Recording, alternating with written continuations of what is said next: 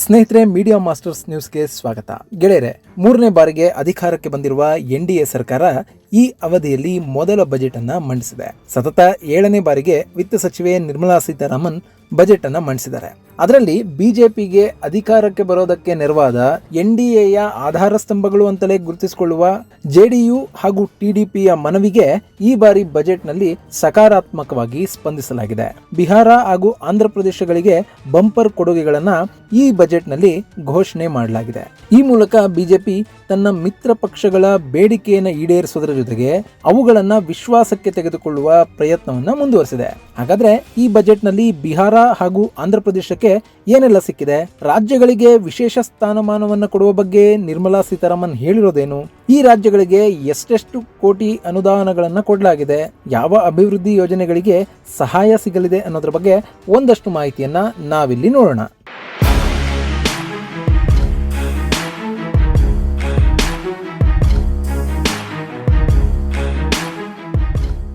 ಗೆಳೆಯರೆ, ಈ ಬಾರಿಯ ಲೋಕಸಭಾ ಚುನಾವಣೆಯಲ್ಲಿ ಬಿಜೆಪಿಗೆ ಸ್ಪಷ್ಟ ಬಹುಮತ ಸಿಗಲಿಲ್ಲ. ಹೀಗಾಗಿ ಈ ಬಾರಿ ಎನ್ಡಿಎ ಸರ್ಕಾರ ರಚನೆ ಆಗಿದೆ. 3ನೇ ಬಾರಿಗೆ ಪ್ರಧಾನಿಯಾಗಿ ನರೇಂದ್ರ ಮೋದಿ ಅಧಿಕಾರವನ್ನು ಸ್ವೀಕರಿಸುವುದಕ್ಕೆ ಆಂಧ್ರ ಪ್ರದೇಶದ ಮುಖ್ಯಮಂತ್ರಿ ಚಂದ್ರಬಾಬು ನಾಯ್ಡು ಹಾಗೂ ಬಿಹಾರದ ಮುಖ್ಯಮಂತ್ರಿ ನಿತೀಶ್ ಕುಮಾರ್ ಅವರ ಪಕ್ಷಗಳು ಆಧಾರ ಸ್ತಂಭಗಳಾಗಿವೆ. ಚುನಾವಣಾ ಫಲಿತಾಂಶ ಬಂದ ಬಳಿಕ ಟಿಡಿಪಿ ಹಾಗೂ ಜೆಡಿಯು ಎಲ್ಲಿ ತಮ್ಮ ನಿಷ್ಠೆಯನ್ನು ಬದಲಾಯಿಸಿ ಇಂಡಿ ಮೈತ್ರಿಕೂಟಕ್ಕೆ ಹೋಗುತ್ತವೋ ಅನ್ನೋ ಸಂದರ್ಭಗಳು ಎದುರಾಗಿದ್ವು.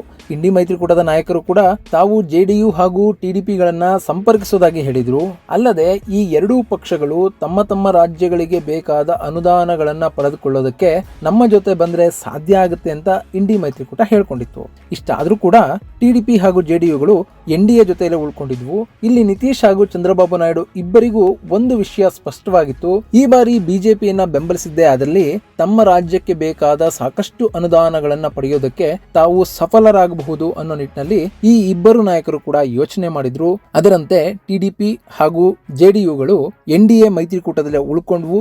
ಬಿಜೆಪಿಗೆ ಸರ್ಕಾರವನ್ನು ರಚನೆ ಮಾಡೋದಕ್ಕೆ ಸಹಾಯ ಮಾಡಿದ್ವು.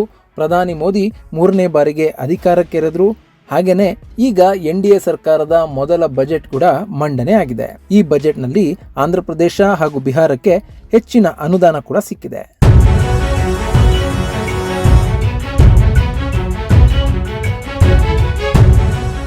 ಮೊದಲಿಗೆ ಬಿಹಾರಕ್ಕೆ ಏನೆಲ್ಲ ಸಿಕ್ಕಿದೆ ಅನ್ನೋದನ್ನ ನೋಡಿದ್ರೆ, ನಿತೀಶ್ ಕುಮಾರ್ ಅವರ ಬೇಡಿಕೆಯಂತೆ ಬಿಹಾರಕ್ಕೆ ಸಾಕಷ್ಟು ಆರ್ಥಿಕ ಬೆಂಬಲ ದೊರೆತಿದೆ. ಬಿಹಾರಕ್ಕೆ ವಿಶೇಷ ಸ್ಥಾನಮಾನವನ್ನು ಕೊಡಲಾಗಿಲ್ಲ.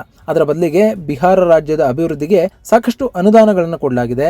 ಬಿಹಾರದಲ್ಲಿ ವಿಮಾನ ನಿಲ್ದಾಣ, ವೈದ್ಯಕೀಯ ಕಾಲೇಜು, ಕ್ರೀಡಾ ಮೂಲಸೌಕರ್ಯಗಳ ನಿರ್ಮಾಣಕ್ಕೆ ಗ್ರೀನ್ ಸಿಗ್ನಲ್ ಅನ್ನು ಕೊಡಲಾಗಿದೆ. ಇದರ ಜೊತೆಗೆ ಬಿಹಾರದ ರಸ್ತೆ ಯೋಜನೆಗಳಿಗೆ ಕೇಂದ್ರದಿಂದ ಆರ್ಥಿಕ ನೆರವು ಸಿಕ್ಕಿದೆ. Patna Purnia expressway, Buxar Bhagalpur expressway, Bodh Gaya Rajgir Vaishali ಹಾಗೂ ದರ್ಬಾಂಗ್ ರಸ್ತೆ ಯೋಜನೆಗಳಿಗೆ ಹಾಗೂ ಬಕ್ಸಾರ್ನಲ್ಲಿ ಗಂಗಾ ನದಿಗೆ 2 ಪಥದ ಸೇತುವೆಯ ನಿರ್ಮಾಣಕ್ಕೆ ಕೇಂದ್ರ ಸರ್ಕಾರ ಅಸ್ತು ಹೊಂದಿದೆ. ಇದಕ್ಕಾಗಿ 26,000 ಕೋಟಿ ಅನುದಾನವನ್ನ ಘೋಷಣೆ ಮಾಡಲಾಗಿದೆ. ಇನ್ನು ಪ್ರಿಪೆಂಟಿಯಲ್ಲಿ 2400 ಮೆಗಾವ್ಯಾಟ್ ಸಾಮರ್ಥ್ಯದ ವಿದ್ಯುತ್ ಘಟಕವನ್ನು ಸ್ಥಾಪಿಸುವುದು ಸೇರಿದ ಹಾಗೆ ವಿವಿಧ ವಿದ್ಯುತ್ ಯೋಜನೆಗಳಿಗಾಗಿ 21,400 ಕೋಟಿ ರೂಪಾಯಿಗಳನ್ನ ಅನೌನ್ಸ್ ಮಾಡಲಾಗಿದೆ.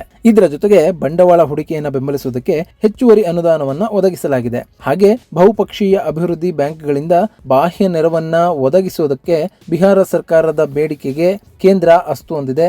ಪೂರ್ವೋದಯ ಯೋಜನೆಯ ಅಡಿಯಲ್ಲಿ ಬಿಹಾರ್, ಜಾರ್ಖಂಡ್, ಪಶ್ಚಿಮ ಬಂಗಾಳ, ಒಡಿಶಾ ಹಾಗೂ ಆಂಧ್ರ ಪ್ರದೇಶದ ಸಮಗ್ರ ಹಾಗೂ ತ್ವರಿತ ಅಭಿವೃದ್ಧಿಯನ್ನ ಕೇಂದ್ರ ಸರ್ಕಾರ ಕೈಗೆತ್ತಿಕೊಳ್ಳಲಿದೆ ಅಂತ ಹೇಳಿದೆ.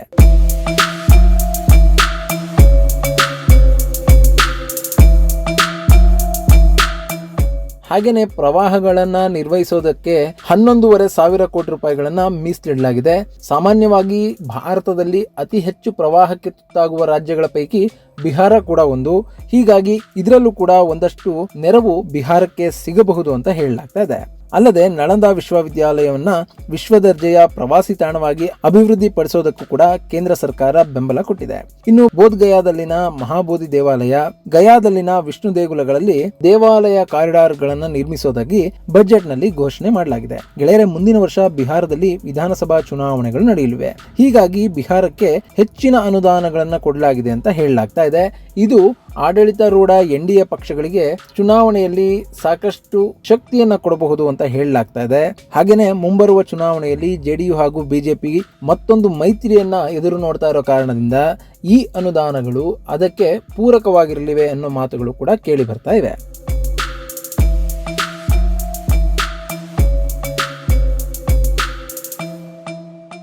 ಇನ್ನು ಆಂಧ್ರ ಪ್ರದೇಶದ ವಿಷಯವನ್ನು ನೋಡೋದಾದ್ರೆ ಈ ಬಾರಿಯ ಬಜೆಟ್ನಲ್ಲಿ ನಿರ್ಮಲಾ ಸೀತಾರಾಮನ್ ಸಾಕಷ್ಟು ಆರ್ಥಿಕ ನೆರವನ್ನ ಆಂಧ್ರ ಪ್ರದೇಶಕ್ಕೂ ಕೂಡ ಘೋಷಣೆ ಮಾಡಿದ್ದಾರೆ. ಬಿಹಾರದಂತೆ ಆಂಧ್ರ ಪ್ರದೇಶ ಕೂಡ ವಿಶೇಷ ಸ್ಥಾನಮಾನದ ಬೇಡಿಕೆ ಇಟ್ಟಿತ್ತು. ಆದರೆ ಆಂಧ್ರ ಪ್ರದೇಶದ ಬೇಡಿಕೆಯನ್ನ ಈ ಬಜೆಟ್ನಲ್ಲಿ ನೆರವೇರಿಸಲಾಗಿಲ್ಲ.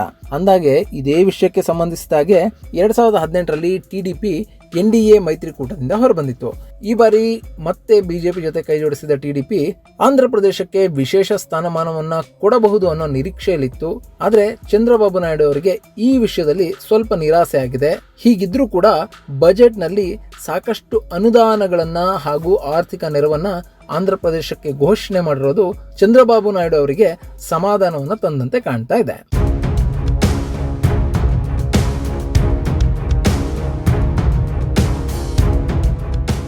ಮುಖ್ಯವಾಗಿ ರಾಜ್ಯದ ರಾಜಧಾನಿಯನ್ನು ಅಭಿವೃದ್ಧಿಪಡಿಸುವುದಕ್ಕೆ ವಿವಿಧ ಸಂಸ್ಥೆಗಳ ಮೂಲಕ 15,000 ಕೋಟಿ ರೂಪಾಯಿಗಳ ವಿಶೇಷ ಆರ್ಥಿಕ ನೆರವನ್ನ ಈ ಬಜೆಟ್ನಲ್ಲಿ ಘೋಷಣೆ ಮಾಡಲಾಗಿದೆ. ಇದು ಆಂಧ್ರ ಪ್ರದೇಶಕ್ಕೆ ತುಂಬಾನೇ ಮುಖ್ಯ ಆಗಿದ್ದು, ಈಗಾಗಲೇ ಹೈದರಾಬಾದ್ ಇನ್ನು ಮುಂದೆ ಆಂಧ್ರ ಪ್ರದೇಶದ ರಾಜಧಾನಿಯಾಗಿ ಉಳಿಯೋದಿಲ್ಲ ಅನ್ನೋದು ಸ್ಪಷ್ಟ ಆಗಿದೆ. ಅಲ್ಲಿ ಕೊಟ್ಟಿದ್ದಂತಹ 10 ವರ್ಷಗಳ ಅವಧಿ ಮುಗಿದಿದ್ದು, ಈಗ ಆಂಧ್ರ ಪ್ರದೇಶ ಹೊಸ ರಾಜಧಾನಿಯನ್ನ ನಿರ್ಮಿಸಿಕೊಳ್ಳಲೇಬೇಕಾದ ಅನಿವಾರ್ಯತೆಯಲ್ಲಿದೆ. ಹೀಗಾಗಿ ಚಂದ್ರಬಾಬು ನಾಯ್ಡು ಅಧಿಕಾರಕ್ಕೆ ಬರ್ತಾ ಇದ್ದ ಹಾಗೆ ಅಮರಾವತಿಯ ಕನಸು ಮತ್ತೆ ಚಿಗುರೊಡೆದಿದೆ. ಅಮರಾವತಿಯನ್ನ ಕಟ್ಟೇ ತೀರೋದಾಗಿ ಚಂದ್ರಬಾಬು ನಾಯ್ಡು ಹೇಳಿದ್ದಾರೆ. ಈಗ ಅದಕ್ಕೆ ಕೇಂದ್ರದಿಂದ ಕೂಡ ನೆರವು ಸಿಕ್ಕಿದ್ದು 15,000 ಕೋಟಿ ರೂಪಾಯಿಯ ವಿಶೇಷ ಆರ್ಥಿಕ ನೆರವು ಆಂಧ್ರ ಪ್ರದೇಶಕ್ಕೆ ಬಂದಿದೆ. ಇನ್ನು ಆಂಧ್ರ ಪ್ರದೇಶದ ಜೀವನಾಡಿಯಾಗಿರುವ ಪೋಲಾವರಂ ನೀರಾವರಿ ಯೋಜನೆಗೂ ಕೂಡ ಹಣಕಾಸು ನೆರವನ್ನ ಕೊಡೋದಕ್ಕೆ ಕೇಂದ್ರ ಸರ್ಕಾರ ಒಪ್ಪಿದೆ. ಹಾಗೇನೆ ಆಂಧ್ರ ಪ್ರದೇಶ ಮರುಸಂಘಟನಾ ಕಾಯ್ದೆ ಅಡಿಯಲ್ಲಿ ಕೈಗಾರಿಕಾ ಅಭಿವೃದ್ಧಿಯನ್ನು ಉತ್ತೇಜಿಸಲು ವಿಶಾಖಪಟ್ಟಣಂ ಹಾಗೂ ಚೆನ್ನೈನ ನಡುವೆ ಕೈಗಾರಿಕಾ ಕಾರಿಡಾರ್ ಹಾಗೂ ಹೈದರಾಬಾದ್ ಮತ್ತು ಬೆಂಗಳೂರು ನಡುವಿನ ಕೈಗಾರಿಕಾ ಕಾರಿಡಾರ್ಗಳಿಗೆ ಒಪ್ಪಿಗೆಯನ್ನ ಕೊಡಲಾಗಿದೆ. ನೀರು, ವಿದ್ಯುತ್ ಸೇರಿದ ಹಾಗೆ ಮೂಲಭೂತ ಸೌಕರ್ಯಗಳ ಅಭಿವೃದ್ಧಿಗೆ ಕೂಡ ಕೇಂದ್ರ ಸರ್ಕಾರ ಈ ಬಾರಿ ಒಂದಷ್ಟು ಹಣವನ್ನ ಆಂಧ್ರ ಪ್ರದೇಶಕ್ಕೆ ಅನುದಾನವಾಗಿ ಕೊಟ್ಟಿದೆ. ಒಟ್ಟಿನಲ್ಲಿ ಎರಡೂ ರಾಜ್ಯಗಳು ಯಾವ ನಿರೀಕ್ಷೆಯಲ್ಲಿ ಬಿಜೆಪಿಯನ್ನ ಬೆಂಬಲಿಸಿದ್ವೋ ಆ ನಿರೀಕ್ಷೆ ಇಲ್ಲಿ ಸಾಕಾರ ಆಗಿದೆ. ಹೀಗಾಗಿ ಆಂಧ್ರ ಪ್ರದೇಶ ಹಾಗೂ ಬಿಹಾರದ ಮುಖ್ಯಮಂತ್ರಿಗಳು ತುಂಬಾನೇ ಖುಷಿಯಾಗಿದ್ದಾರೆ. ಆದರೆ ಈ ಬಾರಿ ಕರ್ನಾಟಕಕ್ಕೆ ಸಿಗಬಹುದು ಅಂತ ಅಂದುಕೊಳ್ಳಲಾಗ್ತಿದ್ದ ಸಾಕಷ್ಟು ಯೋಜನೆಗಳಿಗೆ ನೆರವು ಸಿಕ್ಕಿಲ್ಲ. ಇಷ್ಟಾದರೂ ಕೈಗಾರಿಕಾ ಅಭಿವೃದ್ಧಿಗಳು, ರಸ್ತೆ ಅಭಿವೃದ್ಧಿ, ರೈಲ್ವೆ ಅಭಿವೃದ್ಧಿ ಕಾಮಗಾರಿಗಳಿಗೆ ಕೇಂದ್ರದಿಂದ ಸಹಾಯ ಸಿಗುವ ನಿರೀಕ್ಷೆ ಅಂತೂ ಇದೆ. ಇದು ಗೆಳೆಯರೆ ಈ ಬಾರಿಯ ಕೇಂದ್ರ ಬಜೆಟ್ನಲ್ಲಿ ಬಿಹಾರ ಹಾಗೂ ಆಂಧ್ರ ಪ್ರದೇಶಗಳಿಗೆ ಸಿಕ್ಕಿರುವ ಆರ್ಥಿಕ ನೆರವಿನ ಬಗ್ಗೆ ಒಂದಷ್ಟು ಮಾಹಿತಿ. ಮುಂದಿನ ಸಂಚಿಕೆಯಲ್ಲಿ ಮತ್ತೊಂದು ವಿಶೇಷವನ್ನ ನಿಮ್ಮ ಮುಂದಿಡ್ತೀನಿ. ಅಲ್ಲಿವರೆಗೂ ನಮಸ್ಕಾರ.